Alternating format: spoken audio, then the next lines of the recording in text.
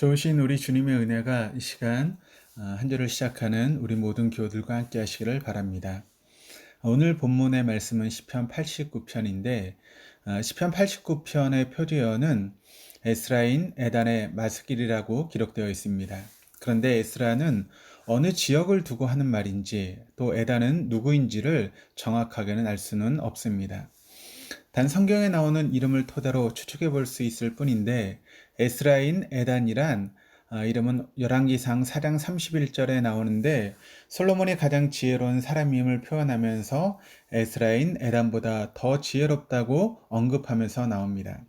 또 역대상 6장 44절에서는 레위의 15대 손으로 나오며 역대상 15장 19절에서는 노래하는 자 헤만과 아삭과 에단은 노재금을 크게 치는 자요라고 기록되어 있습니다.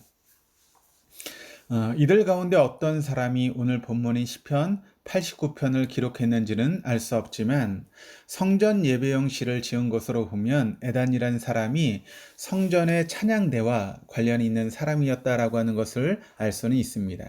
그래서 에단을 다윗 시대의 헤만과 아삭과 더불어 성전의 찬양대를 지휘했던 여두둔과 동일한 사람으로 보는 학자들도 있습니다.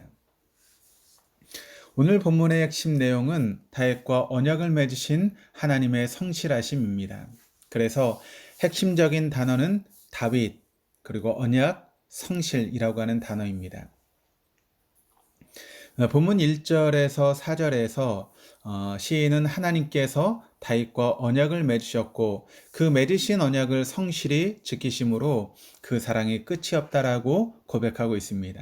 다시 말해서 다윗의 자손들이 즉 이스라엘 백성들이 범죄함으로 하나님과 맺은 언약을 어길지라도 하나님은 다윗과 맺은 언약을 기억하셔서 그 사랑을 거두지도 그 성실하심을 패하지도 않으신다는 의미입니다. 이런 고백의 말씀이 1절부터 37절까지 기록되어 있습니다. 그런데 38절부터는 그 논조가 달라집니다. 이전까지는 언약을 지키시는 신실한 하나님에 대한 찬양의 고백이었다면 38절부터는 하나님이 어디 계시냐고 왜 숨어 계시냐고 따지듯이 항변하고 있습니다.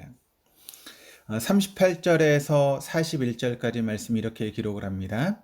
그러나 주께서 주의 기름 부음 받은 자에게 노하사 물리치셔서 버리셨으며 주의 종의 언약을 미워하사 그의 관을 땅에 던져 욕되게 하셨으며 그의 모든 울타리를 파괴하시며 그 요새를 무너뜨리셨으므로 길로 지나가는 자들에게 다 탈취를 당하며 그의 이웃에게 욕을 당하나이다. 이처럼 자신의 처지를 이야기하고 또 46절에서 이렇게 고백을 합니다. 여호와여 언제까지니이까 스스로 영원히 숨기시리이까 주의 노가 언제까지 불붙듯 하시겠나이까. 하나님이 숨어 계신다라고 하는 말씀의 의미는 자신들이 고난에 처해 있는데도 하나님께서 도움의 손길을 내밀지 않고 있다는 의미입니다. 그러면서 다윗과 맺은 그 언약의 인자하심과 신실하심이 어디 있느냐라고 항변합니다. 이런 시인의 고백은 자신이 감당하기 힘든 고난에 직면한 인간이면 당연한 반응이 아닐까라고 하는 그런 생각이 듭니다. 만일 이렇게 항변하는 시인의 마음을 이해하지 못하는 사람이 있다면 아마 그 사람은 인생의 고난을 경험해보지 않았기 때문일 것입니다. 우리가 사는 세상에는 견디기 힘든 고난에 직면한 사람들이 굉장히 많이 있습니다. 나치에 의해서 수백만 명의 유태인이 학살당하는 경험을 한 사람이 있습니다. 이슬람 코란에 기록된 율법에 따라 아직도 수많은 여성들이 인권이 유린당하는 상황 속에서 고통받고 있습니다. 우리나라에도 일제강점기에 정신대와 같은 불의에 희생된 분들이 현재도 고통 속에 살고 계십니다. 굳이 이런 거창한 고난이 아니더라도 암에 걸려 심겹게 치료를 받는 분들이나 어려서부터 너무 불우한 환경에서 자라온 사람들을 보게 되면 같은 마음을 갖게 됩니다. 또 20대 혹은 30대의 젊은 사람이 질병이나 불의한 사고로 갑작스럽게 죽는 경우도 있습니다. 그런 분들의 장례식을 집례하게 되면 유족들에게 어떤 말로 위로해야 될지 참 모르고 난감합니다. 이처럼 우리 주위에는 이해할 수 없고 또 감당하기도 힘든 고난에 직면한 사람들이 많습니다. 그분들은 하소연할 것입니다. 분명히 하나님께서 주의 백성들을 지키시고 보호하시겠다고 약속하셨으면서 언제나 변함없이 신실하게 돌보신다라고 말씀하셨는데 그렇게 약속하신 하나님이 도대체 어디에 숨어 계시냐라고 항변하게 될 것입니다. 이런 상황에서 고난당하는 분들에게 위로의 메시지를 전해주고 싶습니다. 힘이 되고 용기가 되는 그런 말씀으로 고난받는 사람들을 위로해주고 싶습니다. 분명 하나님은 살아계시고 우리를 사랑하시고 지금도 우리를 지키시고 보호하고 계신다는 말씀을 전하고 싶습니다. 그 마음이 오늘 본문의 시편 기자의 마음입니다. 그 믿음이 우리의 마음속에 있는 게 사실이기 때문입니다. 하지만 현재 겪고 있는 고난의 상황 또한 무시할 수 없습니다. 그래서 쉽게 대답할 수 없습니다. 그래서 침묵할 수밖에 없습니다. 오늘 시편의 기자 또한 침묵합니다. 자신의 고난받는 자에게 해답을 제시하지 않고 있습니다. 그냥 자신의 처지와 상황을 있는 그대로 하소연하는 것으로 마무리합니다.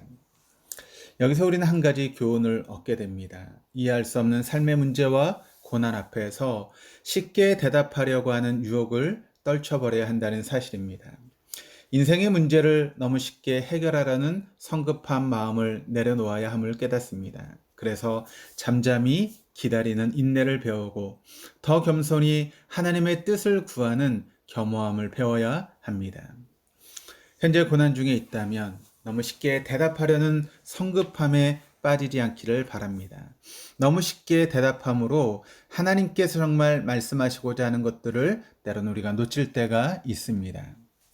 더 인내하고 더 겸손하게 하나님의 뜻을 기다릴 수 있기를 바랍니다. 그러면 반드시 신실하신 하나님께서 다윗과 맺은 언약을 이루시겠다고 약속하신 그 약속의 말씀이 언젠가 우리에게 이루어지는 역사를 우리가 목도하게 될 것입니다. 본문 3절과 4절 말씀이 이렇게 기록을 합니다. 주께서 이르시되 나는 내가 택한 자와 언약을 맺으며 내 종 다윗에게 맹세하기를 내가 내 자손을 영원히 경고히 하며 내 왕위를 대대에 세우리라 하셨나이다. 셀라. 기도하시겠습니다. 사랑의 하나님, 우리 주위에는 우리의 지혜로 이해할 수 없는 일들이 참 많이 일어납니다.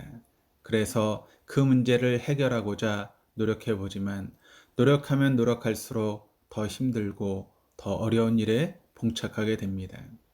그때 하나님의 실존을 의심하기도 합니다.